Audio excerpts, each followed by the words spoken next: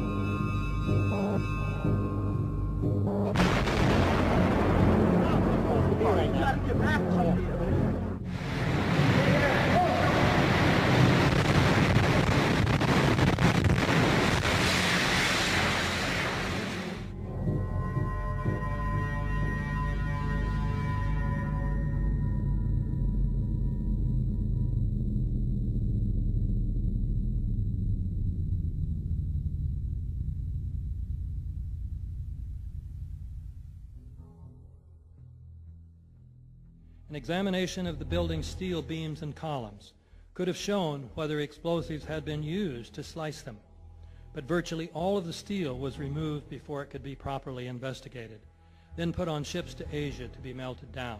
It's important for us to not reveal how we collect information. That's what the enemy wants. And you have no evidence that the government's behind 9/11, and I frankly think it's an awful thing to allege, considering it's not true and you haven't proved that it is. It's totally implausible. Like, we would report that if that were true.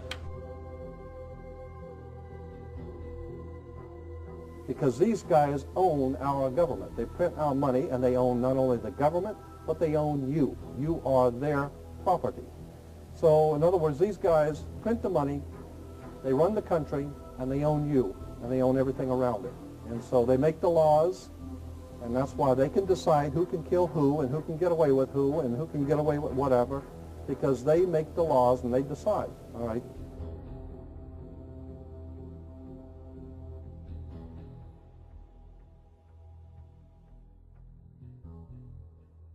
On that day, what did the president say to you?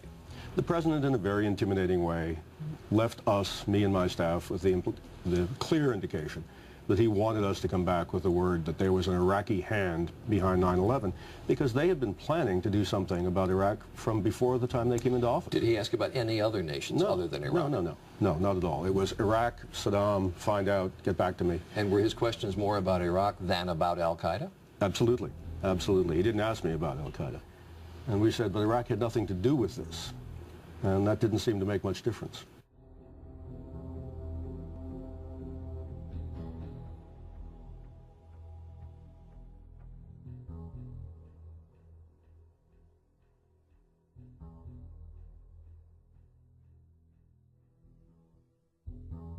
And we'll continue to work together to achieve peace. That's what we want. Freedom and peace. Look at the Council on Foreign Relations. Many members, in fact the majority, never serve on the executive committees. They never go through any initiation of any kind. They are, in fact, the power base and are used to gain a consensus of opinion. The majority are not really members, but are made to feel as if they are. In reality, they are being used and are unwilling or unable to understand. They may have been or may be members of the Christian or Jewish religion, but that is only to further their own ends. They are, and always have been, Luciferian and internationalist. They give allegiance to no particular nation, although they have used, on occasion, nationalism to further their causes. Their only concern is to gain greater economic and political power. The ultimate objective of the leaders of both groups is identical. They are determined to win for themselves undisputed control of the wealth, natural resources, and manpower of the entire planet. They intend to turn the world into their conception of a Luciferian totalitarian socialist state. In the process, they will eliminate all Christians, Jews, and atheists. You have just learned one, but only one, of the great mysteries. The people who are running this country from behind the scenes do not care a thing about Americans or bloodshed anywhere. I think we're going to awaken one day to find out that we've all been too relaxed and entertained and watching television and being entertained with all the cares of life, never realizing what is going on in this country. In the secret, ladies and gentlemen, they are at least, very bare minimum, 50 to 100 years ahead, beyond what you can even imagine.